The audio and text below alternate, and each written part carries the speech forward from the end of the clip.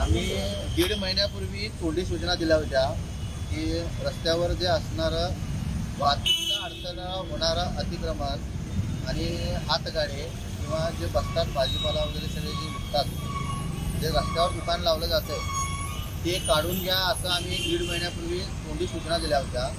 त्याच्यानंतर 20 ते 22 दिवसापूर्वी पत्रकार परिषद घेऊन तसं सांगितलं होतं. त्याच्यानंतर 8 ते 10 दिवसापासून आम्ही सगळ्यांना सूचना देत आलो आहे, आमचे कर्मचारी, की 21 तारखेपासून तुम्ही रस्त्यावर, मेन रस्त्यावर रहदारीत अडचण होईल असं कुठलंही अतिक्रमण करायचं नाही आहे, गाडा वगैरे लावायचं नाही आहे. आणि त्यांना मला वाटतंय त्या ह्याला व्यापाऱ्यांचं आणि जे व्यवसाय करणार आहेत त्यांचं कमीत कमी 97 ते 98% लोकांचा रिस्पॉन्स अतिशय चांगल्या पद्धतीनं आला आहे आणि मी त्या सगळ्यांचा आभार मानतो. आम्हाला माहीत आहे तुमचं थोडं ह्याचं नुकसान होतं आहे, तुमच्या बिझनेसचं धंद्याचं थोडं नुकसान होतं आहे माहीत आहे, पण तुम्हाला थांबवल्याशिवाय आणि ते थांबल्याशिवाय आमच्याकडे पर्याय नव्हता. कारण वाहतुकीस होणारा जो अडथळा आहे त्याच्यामुळं 5 ते 6 लाख लोकांना त्रास भोगावा लागत होता. त्यामुळं आम्ही ही कारवाई करणार होतो.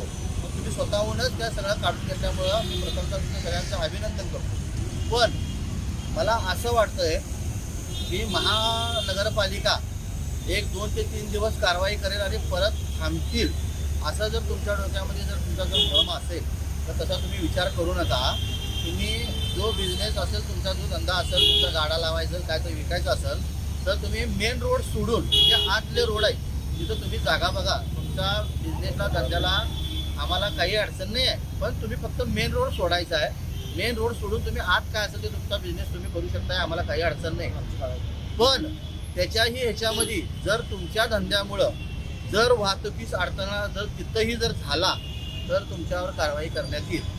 एखाद्या वेळेस काय होतं आहे, आतल्या रोडला सुद्धा एखाद्यानं जर ते गाडा घातला, दुकान घातलं, काहीतरी विक्री केली, समजा त्याचा धंदा चांगला असेल, त्याचं प्रोडक्ट चांगला असेल तर तिथं गर्दी होत्या. ती गर्दी कमी करायची जबाबदारी सुद्धा त्यांची असणार आहे. त्यामुळे ती गर्दी कमी झाली पाहिजे.